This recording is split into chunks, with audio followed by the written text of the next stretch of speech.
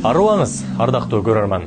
Азыр жол эрежелерин бузуу жана ага салынган айыптар тууралуу кененирээк түшүндүрүп бергенге аракет кылабыз. Ушул жылдын 8 мартынан тарта мас абалында унаа башкарган айдоочулар 1 жылдан 3 жылга чейин рульга отуруу укугунан ажыраткан мыйзам ишке кирди. Буга чейин аларга 17.500 сом өлчөмүндө айып салынып, же коомдук жумуштарга тартылып келген. Ал эми унаа башкарууга укугу жок жарандар мас абалында рульга отурганда буга чейин 15.000 сом өлчөмүндө айып салынып келсе, мындан ары 3 суткага камакка алынат. Айдоочу спирт ичимдигин ичкендигин текшерүүдөн баш тарткан учурда буга чейин 17.500 сом айып салынып келсе, эми ал 3 суткага камалат. Ал эми айдоого укугу жок болсо 5 суткага камакка алынат. Ага кошумча спирт ичимдигин ичкендиги аныкталган учурда 1 жылга унаа башкаруу укугунан ажыратылат.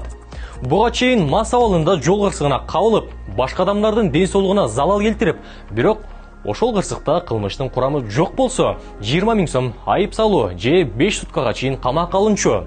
Эми ал 1 жылга унаа башкаруу укугунан ажыратылат. Айдоочулук бөлүгү жоктор мындай аракет үчүн 7 суткага камалат. Эгерде айдоочу жаза мөөнөтү бүткөндөн кийин кайрадан мас абалында рульга отуруп, жол кырсыгына кабылса, автоунаасын убактылуу алып коюу менен 3 жылдык мөөнөткө унаа башкаруу укугунан ажыратылат. Унаа башкарууда төмөндөгү жол эрежелерин бузган айдоочулар кайрадан сынак тапшырат. Алар кимдер? Унаанын мамлекеттик каттоо номерин же белгилерин атайын жаап айдоо.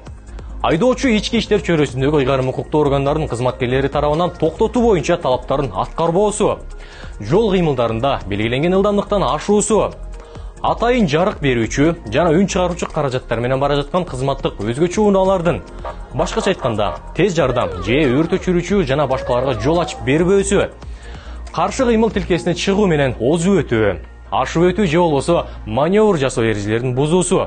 Эгерде айдоочунун кыймыл аракетинде кылмыш белгилери болсо, адамдын ден соолугуна, өмүрүнө коркунуч жаратуу менен жол эрежесин бузса, мас абалындагы же айдоочулук бөлүгү жок адамдарга унаасын башкарууга берсе.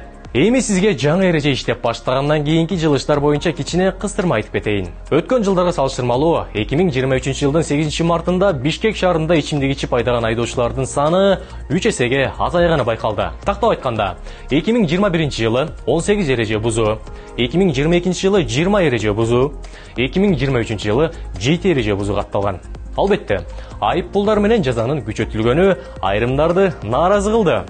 Бирок сиз эреже бузбаган айдоочу болсоңуз, сизге бир дагы айыптын дагы, жазанын дагы тиешеси жок. Жолуңуз шыдыр, жолдошуңуз кыдыр болсун.